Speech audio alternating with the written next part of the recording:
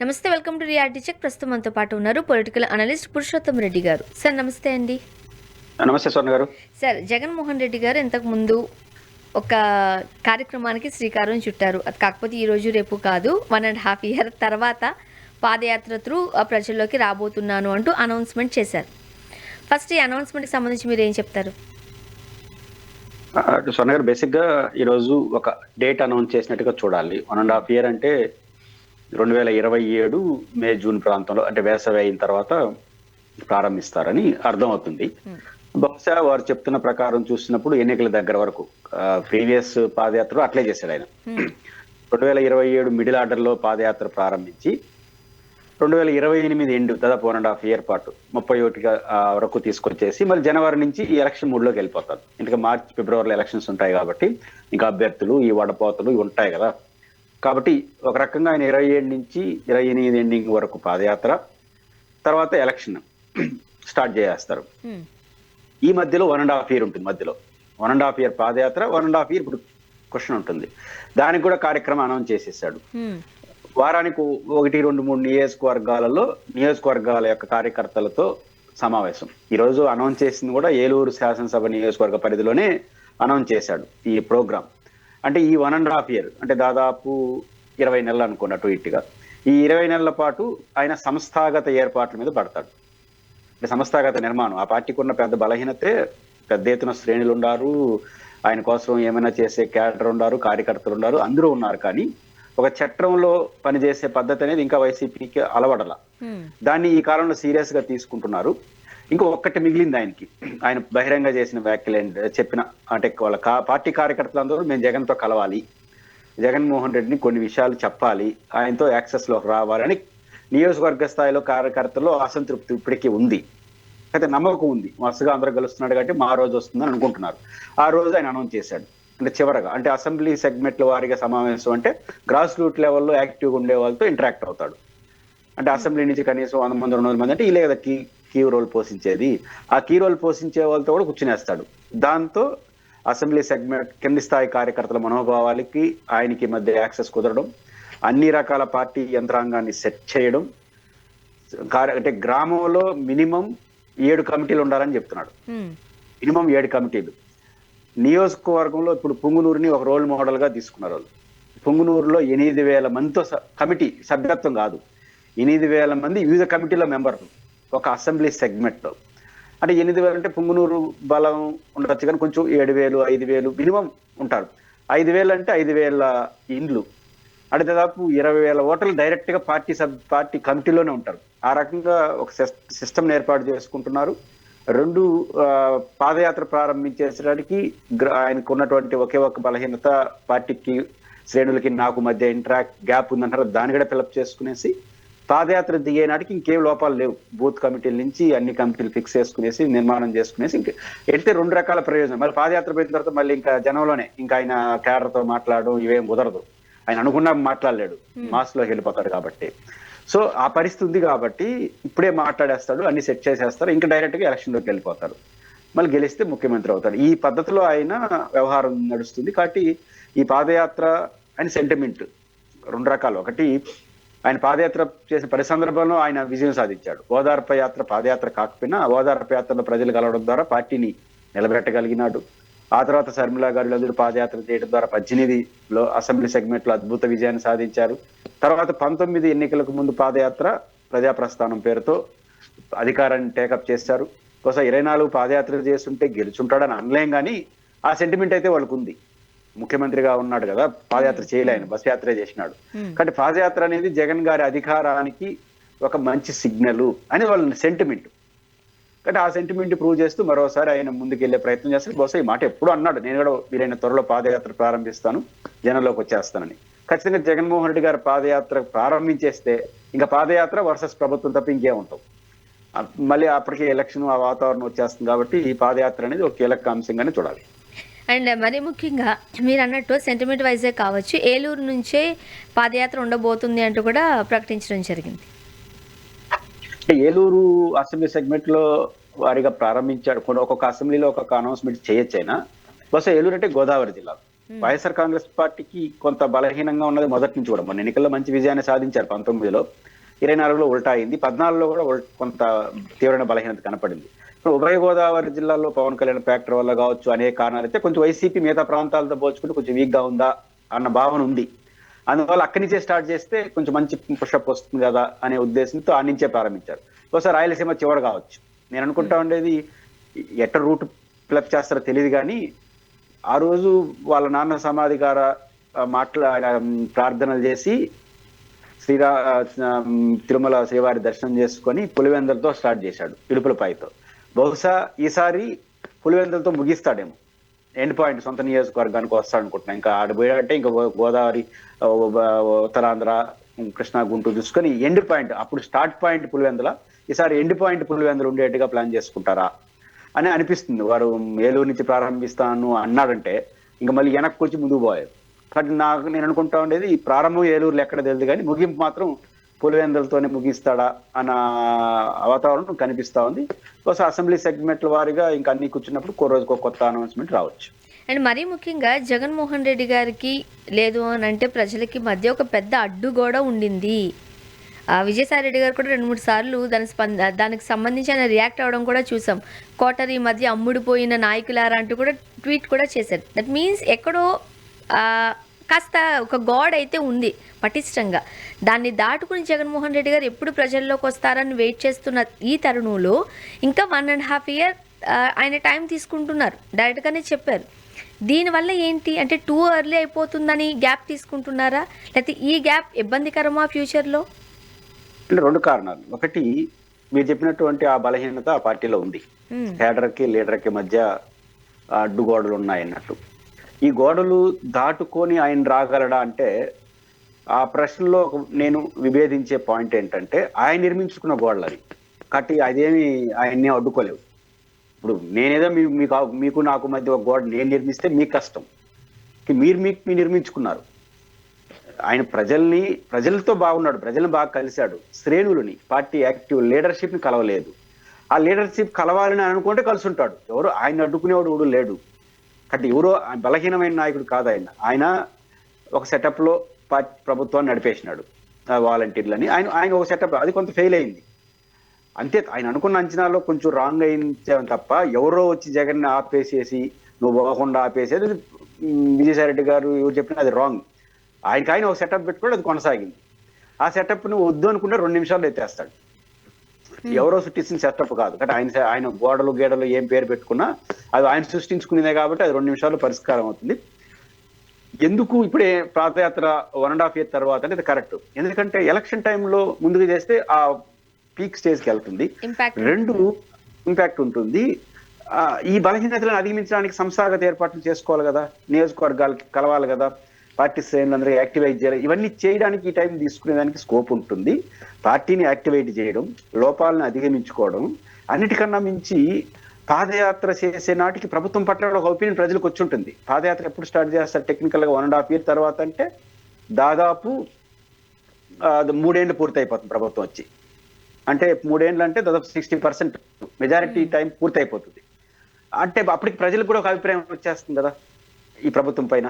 అంటే ప్రభుత్వం పట్ల ఒక పరిపక్వత వస్తుంది ప్రజల్లోకి, పార్టీ ఒక పరిపుష్టత వస్తుంది. ప్రజల్లో పరిపక్వత, పార్టీలో ఒక పరిపుష్టత 2 వచ్చినప్పుడు అది సరైన కాంబినేషన్ అవుతుంది. అందుకని వారు ఈ టైం తీసుకుంటున్నారని నాకు అనిపిస్తుంది. అండ్ మరీ ముఖ్యంగా ఇప్పుడు జరుగుతున్న సిచ్యువేషన్స్ మనం చూస్తున్నప్పుడు అసెంబ్లీ సమావేశాలు నిర్వహించబడతాయి. అక్కడెక్కడ జగన్మోహన్ రెడ్డి గారు కనపడరు. ఏదంటే ప్రజలకు ఏదైనా సమస్య వచ్చినప్పుడు మాట్లాడాల్సిన అసెంబ్లీలో అలాంటిది ప్రెస్ మీట్ పెట్టి మాట్లాడుతూ ఉంటారు. సో దానికి సంబంధించి చాలా వ్యతిరేకత ఉన్నప్పటికీ అది పక్కన పెడితే ఏపీ స్పీకర్ ఒక మాట అన్నారు, నో వర్క్ నో పే. జనరల్గా మనం వింటూ ఉంటాం. ఎవరిని ఉద్దేశించి అన్నారు అని ఒక క్వశ్చన్ మార్క్ అయితే మేబీ జగన్మోహన్ రెడ్డి గారినేమో అనేది ఒక వార్త చక్కర్లు కొడుతుంది. మీ ఉద్దేశం ఏంటి? ఒకటి, బహుశా శాసనసభకి ఇంకా జగన్ గారు వెళ్తారా అంటే వెళ్ళరనే అనుమానం కలుగుతుంది. ఇంకా ఆయనకి పాదయాత్రను ప్రారంభిస్తున్నాడు కాబట్టి మళ్ళీ వెళ్ళలేడు, అది అయ్యే పని కాదు. కాకపోతే పాదయాత్ర ప్రారంభించేటానికి ఇంకో 3 సార్లు అసెంబ్లీ జరుగుతుంది. 3 సార్లు అంటే ఇప్పుడు మార్చిలో బడ్జెట్ సమావేశాలు, మళ్ళీ జూన్ జూలైలో ఒక జరుగుతుంది, మధ్యలో శీతాకాలం, మళ్ళీ బడ్జెట్ తో ఆయన పాదయాత్ర స్టార్ట్ చేస్తాడు. కాబట్టి ఈ 3 పాదయాత్రలకు వెళ్తాడని కానీ నేను అనుకోలేను. 2, పాదయాత్ర ఈ సమయంలో స్పీకర్ గారు చేసిన వ్యాఖ్యలు జగన్ గారిని ఉద్దేశించి చేసినా చెప్పినా ఆపాదన మాత్రం అట్లే వస్తుంది. కాంటెంపరీ అదే కదా, ఇప్పుడు జగన్ గారు అసెంబ్లీకి రావట్లేదు వాళ్ళ పార్టీ నాయకత్వంలో. అయితే స్పీకర్ గారి ప్రతిపాదన నేను ఆహ్వానిస్తున్నాను. ఆ ప్రతిపాదన ఏంటి? ఉద్యోగస్తుల్లాగా వీళ్ళకి కూడా ఇది జగన్ గారికి వర్తించదు. ఎందుకు వర్తించదు? ఆయన అసలు జీతం తీసుకోవట్లేదు. ఫస్ట్ పాయింట్ స్పీకర్ గారు చెప్పారు కదా, జగన్మోహన్ రెడ్డి గారు తప్ప మీరు అందరూ జీతం తీసుకుంటున్నారని. జీతం ఇంకేం కట్ చేస్తావు ఆయనకి? ఇప్పుడు జీతం ఆయన తీసుకుంటే జీతం కట్ చేస్తాం, జీతమే తీసుకోవట్లేదు. ఇప్పుడు కాదు, వస్తే కూడా తీసుకోవట్లేదు, రాకపోతే జీతం కట్ చేయడం కాదు, వస్తే కూడా జీతం తీసుకోవట్లా. కాబట్టి ఆయన జీతం సమస్య రాదు. రెండోది, జగన్మోహన్ రెడ్డి గారు జీతం కోసం ఆబ్సెంట్ ప్రజెంట్ అనేది కాదు కదా. జగన్ గారు ఒక పాలసీగా ప్రతిపక్ష నాయకుడిగా అవకాశం ఇస్తే వస్తాను అని అంటున్నాడు. నేను దాన్ని విభేదిస్తాను. ప్రతిపక్ష నాయకుడిగా అవకాశం ఇచ్చినా ఈకపోయినా, మైక్ ఇచ్చినా ఈకపోయినా అసెంబ్లీకి వెళ్ళాలనేది మనలాంటి వాళ్ళు ఎవరైనా చెప్తాం. బట్ ఆయన కాన్సెప్ట్ ను సమర్థించకపోయినా, ఆయన కాన్సెప్ట్ ఏంటి? నేను ప్రతిపక్ష నాయకుడికి ఇస్తే వస్తా, మైకీరి మీరు మీ బాటికి ఉపన్యాసం చెప్తే ఆడిపోయేది బయట మాట్లాడతాను, వాకౌట్ చేసి మాట్లాడే ముందు గొడవ ఎందుకు, మీ పని మీరు చేసుకుని నా పని నేర్చుకున్న పద్ధతిలో వెళ్ళిపోతున్నాడు. అంతే తప్ప ఏదో జీతం తీసుకోవాలనో ఒకరోజు సంతకం పెట్టాలనో ఈ కాన్సెప్ట్ కాదు కదా. పైపించి రిస్క్ కదా. ఒకవేళ 60 రోజులు కంటిన్యూ ఆబ్సెంట్ అయితే అసెంబ్లీ స్పీకర్ డిస్క్వాలిఫై చేస్తే మళ్ళీ ఎన్నికలు ఎదుర్కోవాలి. రిస్క్ తీసుకుని వెళ్తున్నాడు. సో అదొకటి. రెండోది, ఒక గమ్మత్తుగా కనిపించే అంశం ఏంటి? స్పీకర్ గారు ఎక్కడ కూడా డిస్క్వాలిఫికేషన్ గురించి చెప్పలా. ఇప్పుడు బయట ఏం మాట్లాడుతున్నారు అందరూ, ఈసారి అసెంబ్లీకి రాకపోతే డిస్క్వాలిఫై అయిపోతాడు, ఈసారి అసెంబ్లీ ప్రతిసారి ఎప్పుడు అసెంబ్లీ జరిగినా ఈసారి రాకపోతే డిస్క్వాలిఫై అంటారు. చట్టంలో అదేం లేదు. వరుసగా 60 రోజులు ఆబ్సెంట్ కావాలి. అది జరగాలంటే ఇంకా 2 ఏళ్ళు పడుతుంది. 60 రోజులు కంటిన్యూ కావడం, ఆబ్సెంట్ కావడానికి, ఇంకా రాకపోతే. ఇట్లాంటి పరిస్థితి ఇప్పుడు నిజంగా డిస్క్వాలిఫై అనే విషయాన్ని నేను స్పీకర్ల సమావేశంలో పెట్టాల. ఆబ్సెంట్ అయిన వాళ్ళకి జీతం వద్దు అన్నాడు. అది కూడా మంచి ప్రతిపాదనే. డిస్క్వాలిఫికేషన్ లేదంటే అర్థం ఏంటి? దానికి కూడా క్లారిటీ వచ్చింది. అంటే డిస్క్వాలిఫై వీళ్ళు కారు, వాళ్ళు అసెంబ్లీకి పోరు, వీళ్ళు డిస్క్వాలిఫై చేయరు. ఈ రెండింటి మధ్య వాదనలు అసెంబ్లీ ముందు వెనక జరుగుతానే ఉంటుంది. అంతకుమించి ఏం మార్పు ఉంటాయని అనుకోవట్లేదు. చూడాలి సార్. అండ్ ఇంకొకటి, ఏపీలో చంద్రబాబు నాయుడు గారి పైన ఉన్న కేసులకు సంబంధించి సాక్ష్యాలే లేవు అంటూ దాన్ని ఉపసంహరించుకోవడం పెద్ద దుమారమే రేగుతోంది. దానికి సంబంధించి హైకోర్టు కూడా నిన్న సీరియస్ అవ్వడం జరిగింది. అంటే ఆ రోజు ఆధారాలు లేకుండానే సుమారు 60 రోజులకు పైగా ఆయన్ని జైల్లో ఉంచారనేది చిన్న విషయం అయితే కాదు కదా. వైటి సువర్ణ గారు బేసిక్ గా ఇది ఒక కొత్త వరవడి. మామూలుగా ఒక పార్టీ అధికారంలో ఉన్నప్పుడు కేసులు పెడుతుంటారు, పొలిటికల్ కేసులు ఉంటాయి. అంటే ప్రజా ఉద్యమాలు, ధర్నాలు, పికెటింగ్లు, కలెక్టరేట్ల ముందు ఆందోళన, ఇట్లాంటి వాటిలో కేసులు పెడుతుంటారు. ఈ కేసుల్ని కొత్తగా వచ్చే ప్రభుత్వం రద్దు చేస్తూ ఉంటుంది ఒక టెక్నికల్ ప్రాసెస్ లో. ఎందుకని? ఇది పొలిటికల్ గా ప్రజల కోసం చేసిన, కాబట్టి మేము ప్రభుత్వమే పెట్టింది కాబట్టి కేసుని ప్రభుత్వమే ఉపసంహరించుకుంటుంది డ్యూ ప్రాసెస్ లో. అయితే ఇప్పుడు చంద్రబాబు నాయుడు గారి పైన ఉన్న కేసు కానీ, ఆ మాటకు వస్తే జగన్మోహన్ రెడ్డి గారి మీద ఉన్న కేసు కానీ పొలిటికల్ మోటివ్ కేసు కావచ్చు, వాళ్ళు ఆరోపించవచ్చు, కానీ అది ఫైనాన్స్ అఫెన్స్. ఇప్పుడు జగన్మోహన్ రెడ్డి గారి పైన కేసు కూడా పొలిటికల్ మోటివ్ ఉంది కదా. స్వయానా గులాబ్ నబీ ఆజాదే తిరుపతిలో చెప్పాడు, మా తిరుపతిలో చెప్పాడు, జగన్మోహన్ రెడ్డి గారు తిరుగుబాటు చేయకుండా ఉంటే కేంద్ర మంత్రి అయి ఉండేవాడు, తిరుగుబాటు చేసేవాడు జైల్లో ఉంటాడని చెప్పాడు, మా తిరుపతిలో చెప్పాడు. అంటే మీరు పొలిటికల్ మోటివ్తో కేసే కదా అది. తప్పు జరిగిందా, జగన్ గారు తప్పు చేశారా లేదా కోర్టు తేల్చినవ్వండి, పొలిటికల్ మోటివే కదా. చంద్రబాబు గారు కూడా ఏమంటారు, నా మీద పొలిటికల్ మోటివ్ అంటాడు, ఉండొచ్చు మేబీ. బట్ ఇవన్నీ ఫైనాన్స్ అలిగేషన్స్, ప్రజల కోసం పోరాడే క్రమంలో వచ్చిన కేసులు కాదు. ఫైనాన్స్ అఫెన్స్ ఎప్పుడు కూడా కోర్టుల పరిధిలో పరిష్కారం కావాలి. ప్రభుత్వం ఉపసంహరించుకోవడం అనేది కరెక్ట్ సిస్టమ్ కాదు. కోర్టులు దాన్ని కాన్స్టిట్యూషన్స్ కోర్టులు అంగీకరించవు అని అనుకుంటున్నాం. 2 సమస్యలు ఇక్కడ వస్తున్నాయి చంద్రబాబు గారి కేసు సంబంధించి. ఒకటి నైతిక రాజకీయ సమస్య, మనం కూడా గతంలో అనుకున్నాం. ఇప్పుడు నిజంగా ఆధారాలు ఉన్నాయా లేవా, తగిన ఎవిడెన్స్ ఉన్నాయా లేవా అన్నది మనకు తెలియదు. వాళ్ళ ఆధారాలు లేవు, తగిన వివరాలు లేవు కాబట్టి రాంగ్ ఇన్ఫర్మేషన్తో కేసు పెట్టినాం అనే పద్ధతిలో వాళ్ళు విత్డ్రా చేసుకున్నట్టున్నారు, తగిన ఆధారాలు లేవని. అదే నిజమైతే కోర్టులో కొట్టేస్తాయి కదా. ఆధారాలు లేనప్పుడు ఒక 6 నెలలు, సంవత్సరం వాయిదాలకు పోతే కొట్టేస్తారు. కోర్టు కొట్టేస్తే నైతిక స్థాయిలో చాలా బలంగా ఉంటుంది. ఇప్పుడు చంద్రబాబు నాయుడు గారి కేసులు స్కిల్ డెవలప్మెంట్ ఇంకోటి కోర్టు కొట్టేసింది అనుకోండి, దాని ఇమేజ్ ఒక రకంగా ఉంటుంది. అలాగే డిపార్ట్మెంట్ ఉపసంహరించుకుంది అనుకోండి, ఏమనుకుంటారు ప్రజలు, వాళ్ళ అధికారం ఉంది కాబట్టి ఉపసంహరించుకుంటారు. నిజాలు ప్రజలు చూడరు. చంద్రబాబు గారిని అభిమానించే వాళ్ళైనా ఇంకొకరైనా చూడరు. అధికారం ఉంది కొట్టేసినారు అంటారు. మీరు అనుకున్న ప్రశ్న ఖచ్చితంగా గతంలో ఆధారాలు లేకుండా మినిమం ఎవిడెన్స్ పెట్టడం అంటే ఒక పౌరుడిని 52 రోజులు జైల్లో పెట్టడమే కదా. వాళ్ళపైన ఏం చర్య తీసుకోవాలి? డిపార్ట్మెంటే తనకు తానుగా ఆధారాలు లేవంటున్నాయంటే అంటే ఆధారాలు లేని కేసుని గత అధికారి పెట్టాడు అర్థం. మరి వారిపైన ఏం చర్య తీసుకున్న చర్చ వస్తుంది. బహుశా నేను 2 కారణాలు ఇచ్చా దీని ఎదురు దాగలచ్చు. ఇట్ ఈస్ కాన్స్టిట్యూషన్స్ కోర్టులు ఈ ఫైనాన్స్ అఫెన్స్ ఇండివిజువల్ కేసుల్ని విత్డ్రా చేసుకోవడాన్ని యాక్సెప్ట్ చేయకపోవచ్చు సుప్రీంకోర్టు నామ్స్ ప్రకారం, కానీ కాన్స్టిట్యూషన్ కోర్టులు. రెండోది ఒక సమస్య, టెక్నికల్ సమస్య ఏమొస్తుంది, కొంతమంది లీగల్ ఎక్స్పర్ట్స్ ఏం చెప్తారంటే ప్రజాప్రతినిధులు ఉంటారు కదా, representative people representative MLA MNC ప్రజాప్రతినిధులు, వాళ్ళ కేసుల్ని విజయవాడలో సపరేట్ కోర్టు ఉంది, ఆ కోర్టులోనే అది పరిష్కరించాలి. అలాంటిది ఏసీబీ కోర్టు ఎట్లా కొట్టేస్తుంది అనే విత్డ్రా అనేది కూడా ఒక చర్చ వస్తుంది. కాబట్టి ఈ టెక్నికల్ పాటించలేదని ఈ 2 పాయింట్ ఆఫ్ వ్యూలో చూసుకున్నప్పుడు ఖచ్చితంగా పై కోర్టుల్లో ఏసీబీ కోర్టు స్థాయిలో జరిగిన కానీ కోర్టులు అంగీకరించకపోవచ్చు అని అనుకుంటున్నాను. కోర్టులు అంగీకరించినా అంగీకరించకపోయినా పొలిటికల్ గా మాత్రం ఈ తెలుగుదేశం పార్టీకి ఒక చిన్న ఇన్కన్వీనియన్స్ అయితే ఉంటుంది. అండ్ ఇంతకుముందు మీరు ఒక మాట అన్నారు, అధికారంలో ఉన్నారు కాబట్టి కొట్టేస్తున్నారులే అని. ప్రజాస్వామ్యంలో ఇలాంటి అపవాదు దాన్ని చిన్నగా తోసిపుచ్చడానికి కూడా లేదు. ఎవరి అధికారంలో వాళ్ళు ఉంటే ఓకే, వాళ్ళ మీద ఉన్న కేసుల్ని కొట్టివేయించేసుకుని అధికారంలో ఉన్నాం కదా అని చాలా సందర్భాల్లో మనం చూసాం అరెస్టులు, జైలుకు పంపించడాలు. ఇటువంటి పరిపాలనను ప్రజలు ఎక్కువ కాలం స్వాగతిస్తారంటారా? అది మంచిదేనా ఫ్యూచర్ జనరేషన్కి? ప్రజలు స్వాగతిస్తారా లేదనేది ఇంకొక మార్గమే లేదు. మనకు చాలా దేశాల్లో ఉన్నట్టుగా రీకాల్ సిస్టమ్ ఏం లేదు. మాకు నచ్చలేదు మళ్ళీ మధ్యలో పీకేస్తామని మన 5 ఏళ్ళు ఏ ప్రభుత్వానైనా భరించాల్సిందే, వాళ్ళు వదిలితే తప్ప. కానీ ప్రజలకు 5 ఏళ్ళు వాళ్ళు ఉండాల్సిందే. ఇది ఫస్ట్ పాయింట్. రెండో పాయింట్, ఒక రాంగ్ సిగ్నల్ అయితే పోతుంది. నేను అదే అంటున్నాను, చంద్రబాబు గారి పైన నమోదైన కేసుల్లోని కరెక్ట్ అని లేదా ఆయన తప్పు చేశాడని నిర్ధారణ మనం చేయలేం, అది కోర్టులో తేలాల్సిన విషయం. బట్ ప్రజలు కామన్ సెన్స్ ఉన్న ఎవరైనా అనుకునేది అధికారులే కదా ఆయన మీద కేసు పెట్టారు, ఇప్పుడు అధికారులే కాదంటున్నారు. తేడా ఏంటి? ఆ రోజు అధికారులు కేసు పెట్టినప్పుడు చంద్రబాబు గారు ప్రతిపక్ష నాయకుడు, ఈ రోజు అధికారులు కేసు విత్డ్రా చేసుకుంటున్నప్పుడు ముఖ్యమంత్రి. ఈ 2 తప్ప ఇంకేం చూడరు. సాధారణ జనం ఈ 2 చూస్తారు. ఆ రోజు కేసు పెట్టినప్పుడు ఆయన ప్రతిపక్షం, ఈ రోజు కేసు విత్డ్రా చేసుకుని ఆయన అధికార పార్టీ. ఇదే కదా చూస్తుంది సమాజం. సో ఒకవేళ ఆ రోజు తప్పు చేస్తున్నా అది కూడా పొలిటికల్ గా సిస్టమ్ దెబ్బతిన్నట్టుగా, మాకు అధికారం ఉంటే మేము కేసు పెడతా ఉండడం కూడా రాంగ్ కదా. ఏదైనప్పుడు కూడా ఈ ఆధారాలు ఉన్నాయా లేవా అన్నది కోర్టులు తేల్చినాయి. కానీ బట్ ఆధారాలు లేవని మీకు నిర్ధారణకు వస్తే వీళ్ళని తొందరగా కేసుని వాయిదాలకు పోయి తొందరగా పూర్తి చేసి కోర్టులే కానీ ఆ కేసుని కొట్టేస్తే నైతికంగా ఇంకొంచెం ఇమేజ్ వచ్చిండేది. అలా కాకపోవడం వల్ల నిజంగా ఆధారాలు లేకపోయినా సమాజం అట్లా చూడదు, మీకు అధికారం ఉంది కాబట్టి చేసుకుంటారు. అది పొలిటికల్ గా అధికార పార్టీకి నష్టం. బట్ ఇది కొత్త సాంప్రదాయం, కోర్టులు ఏం చెప్తాయనేది దాన్ని బట్టి భవిష్యత్తు ఆధారపడుతుంది. అండ్ ఇంకొకటి, సునీత గారు వేస్తున్న పిటిషన్కి సంబంధించి సుప్రీంకోర్టు సీరియస్ అయ్యారు. ఇప్పుడు పదే అంటే ఫైనల్ ఛార్జ్ షీట్ అయిపోయింది, ట్రయల్ కోర్టుకు వచ్చింది, అయినా సరే పదే ఇదే కేసుకు సంబంధించి పిటిషన్స్ వేయడం ఏంటి అని ఒక సీరియస్నెస్ చూసాం మనం. ఎలా చూడాలి? అసలు సునీత గారికి ఎందుకు సాటిస్ఫై కాలేకపోతున్నారు? అంటే వారిలో కొంత పొలిటికల్ మోటివ్ కనిపిస్తోంది.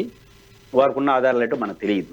ఆధారాలు సరిగ్గా ఉంటే కోర్టులు ఏమి అలో చేయదు. ఫస్ట్ పాయింట్ ఏంటంటే, వివేకానంద రెడ్డి గారి కేసులో ఎవరు తప్పు చేశారు, ఎవరు హత్య చేశారు, ఎవరు ప్రోత్సహించారు, ఎవరు సహకరించారు, ఈ 2 తేలాలి. వారు కఠినంగా శిక్షకు గురి కావాలి. ఎవరు ఏంటి XYZ.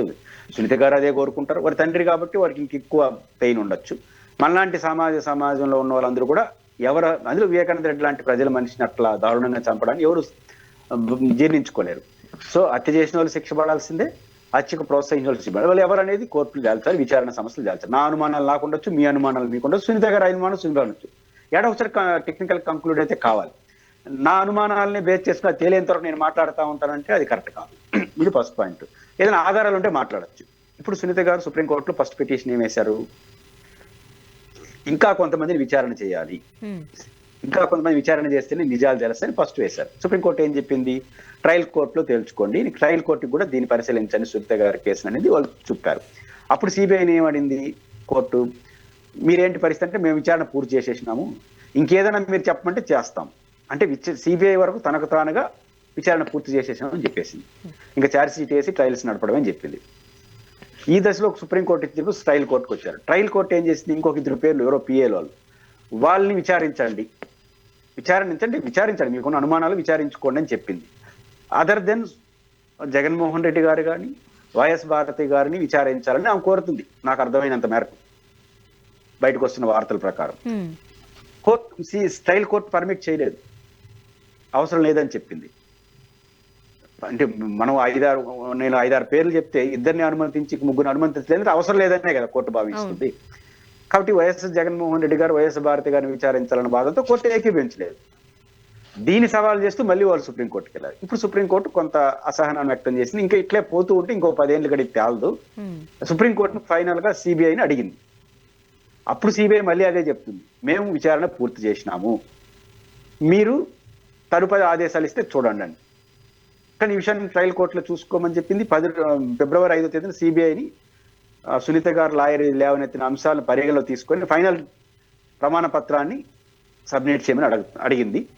నేను అనుకుంటున్నాను సిబిఐ గతంలో అదే చెప్పి ఇప్పుడు అదే చెప్పి రేపు ఇంకా ఏరే చెప్తుందా? సిబిఐ ఒక రెస్పాన్సిబిలిటీ ఆర్గనైజేషన్ కదా, భారతదేశంలో హైలీ రెప్యుటేషన్ ఉన్నటువంటి వ్యవస్థ. కాబట్టి రోజుకు ఒక మాట ఏం చెప్పదు. కాబట్టి రేపు ఫిబ్రవరి 5వ తారీఖున అదే చెప్తారు, మేము విచారణ పూర్తి. ఇక్కడ స్వర్ణ గారు క్లియర్ గా సిబిఐ విచారణ పూర్తి చేసింది అంటే అర్థం జగన్ గారి పైన భారతి గారి పైన ఇప్పటి వరకు జరిగిన ఆరోపణలన్నీ నీలాపనిందలే. ఇది మనం ఒక నిర్ణయానికి వచ్చేవచ్చు. మీరెట్టని వస్తారు, కోర్టు ఇంకా తీర్పు లేదు, కానీ సిబిఐ లెక్క ప్రకారం వస్తారు. ఎందుకని? సిబిఐ విచారణ పూర్తి చేసిందంటే అర్థం క్లోజ్ చేసినట్టే కదా సబ్జెక్ట్ అని వాళ్ళు. ఈ క్లోజ్ చేసిన దాంట్లో ఏ రోజన్నా జగన్మోహన్ రెడ్డి గారికి ఏ రోజన్నా భారతి గారికి నోటీస్ ఇచ్చారా? ఈ లేదంటే ఈకుండా క్లోజ్ కేసు విచారణ పూర్తి చేశారంటే వాళ్ళ మీద వీళ్ళకి అనుమానం లేదని అర్థం. ఇప్పుడు జరిగిన ఈ విచారణలో సునీత గారిని అందరిని విచారించిన తర్వాత కూడా వారికి అనుమానం రాలేదంటే తగిన ఆధారాలు లేవని. కాబట్టి సిబిఐ కేసును క్లోజ్ చేసింది, వాళ్ళిద్దరికి ఎలాంటి నోటీసులు ఇవ్వలేదంటే వాళ్ళపైన ఇప్పటి వరకు వచ్చినవన్నీ నీలాపనిందలు. కాబట్టి రేపు సుప్రీంకోర్టు కూడా ఈ కేసు క్లోజ్ చేసేసి ఇంకా ట్రయల్స్ నడపమనిందంటే వాళ్ళిద్దరిపైన చేసినంత రాజకీయ విమర్శలే అని నిర్ధారణ రావచ్చు. మిగతాది ఏమవుతుంది అనేది సిబిఐకి ఉన్నటువంటి ఆధారాలు కౌంటర్ గా వీళ్ళు చెప్పే సమాధానాలు ఇంకా కోర్టు తెలుస్తుంది. కాబట్టి ఈ విషయంలో తేలింది ఏంటంటే ఇంకా అదృష్టం ఏంటంటే తొందరగా ఇది కంక్లూడ్ అవుతుంది, ఎవరో తేలుతుంది అనేది ఒకటి అర్థం అవుతా ఉంది. ద సేమ్ టైం రాజకీయ విమర్శలు ఈ రోజైతే జగన్ గారు భారతి గారు మీద చేశారో అవి కరెక్ట్ విమర్శలు కాదని రాజకీయ విమర్శలు మరోసారి రుజువైనట్టుగా ఈ రెండు కంక్లూడింగ్ అయితే రావచ్చు. సార్, ఇప్పుడు ఏపీలో అప్పులతో ఏపీ ఒక రకంగా చెప్పంటే ఇబ్బంది పడే పరిస్థితులు చూస్తూ ఉన్నాం. డిసెంబర్లో మళ్ళీ అప్పు కోసం వెళ్ళారు గవర్నమెంట్ వాళ్ళు. ఈ ఎక్కడా కూడా గవర్నమెంట్ మాట్లాడుతున్న మాటలకి జరుగుతున్న పనులకి పొంతన లేదు అంటూ కూడా గుసగుసలు వినిపిస్తున్నాయి. ఇప్పుడు దావోస్లో ఈ 18 నెలల కాలంలో 23 లక్షల కోట్ల ఎంఓయూలు కుదుర్చుకున్నామని స్వయంగా లోకేష్ గారే చెప్పారు. అండ్ ఈరోజు కూడా మనం దినపత్రికలో చూడొచ్చు, ఆర్ఎంజెడ్ వాళ్ళు రియల్ ఎస్టేట్కి సంబంధించి వాళ్ళు కూడా ఒక ఎంఓయూ కుదుర్చుకున్నారు. బట్ అప్పుల్లో ఒక రకంగా చెప్పంటే అప్పుల ఊబిలోకి కూరుకుపోతుంది ఏపీ అంటున్నారు. ఎంఓయూలో 10% అంటే 2.3 లక్షల కోట్లు వచ్చినా ఇబ్బంది పడే పరిస్థితి లేకపోవచ్చు. ఎక్కడ మాటలకి చేతలకి పొంతన కుదరట్లేదు అనేది కొందరి వ్యాఖ్యలు. మీరేమంటారు మరి? మీరు అన్నట్టు 23 లక్షల కోట్ల, 2,33,000 కోట్ల, 20,000 కోట్ల రూపాయి విదేశాల నుంచి విదేశీ ప్రత్యక్ష పెట్టుబడులు మన రాష్ట్రానికి వస్తే స్వాగతించాలి. అమౌంట్ యొక్క సైజు ముఖ్యం కాదు. ₹1 వచ్చినా దాన్ని స్వాగతించాల్సిందే, దాంట్లో ఏమి అభ్యంతరం లేదు. 2 ఎంఓలు కుదుర్చుకోవడం అనేది 2 పద్ధతులు. ప్రధానమైన పద్ధతి అంటే ఎంఓలో ఉదాహరణకు మీరు ఒక కంపెనీతో ప్రపోజల్స్ వస్తారు, మా కంపెనీ ఇంత భూమి కావాలి, మా ఇన్ఫ్రాస్ట్రక్చర్ ఇది, మా పెట్టుబడి అంటారు. నేను రాష్ట్ర ప్రభుత్వ ప్రతినిధిగా మన ఇద్దరి మధ్య ఒక ఒప్పందం చేసుకుంటాం. మీరు మాకు ఇది ఇస్తే మేము ఇది ఇస్తాము, మాకు ఇది ఇస్తే మీరు ఇస్తాం అని ఒప్పందం చేసుకుంటాం. ఇది ప్రైమరీ ఒప్పందం, ఫైనల్ కాదు. మీరేం చేస్తారంటే మీరు పెట్టుబడిదారులుగా ఉండే మీలాంటి వాళ్ళు తెలివైన వాళ్ళు ఉంటారు. వాళ్ళు ఇక్కడ చేసుకున్న ఒప్పందం వాళ్ళు తమిళనాడుతో కూడా చేసుకుంటారు, కేరళతో కూడా చేసుకుంటారు, బెంగాల్తో కూడా చేసుకుంటారు. ఒక 10 రాష్ట్రాలతో చేసుకొని 10 కాదు కానీ మల్టిపుల్ రాష్ట్రాలతో మల్టిపుల్ దేశాలతో కూడా ఒప్పందాలు చేసుకొని ఆ ఒప్పందాలు 10 తీసుకొచ్చి మీరు ఆఫీస్లో కూర్చొని స్టడీ చేస్తారు. ఏది బెటర్గా మనకు ఇప్పుడు తిరుపతిలో పెట్టుబడులు పెట్టమంటారు, చంద్రబాబు నాయుడు గారి నాయకత్వ ప్రభుత్వం ఒక ఆఫర్ చేస్తుంది. చెన్నైలో పెట్టుబడి పెడితే స్టాలిన్ గారు ఒక పార్టీ, ఏ ఆఫర్ మనకు బెటర్ మీరు చూసుకుంటారు. అప్పుడు మీ తను 9 పోతాయి, 1 మిగలుతుంది. ఆ 1 ఏదో తెలియదు. కాబట్టి ఈ లక్షల కోట్ల రూపాయల ఎంఓలు ప్రైమరీగా ఇట్లే ఉంటాయి.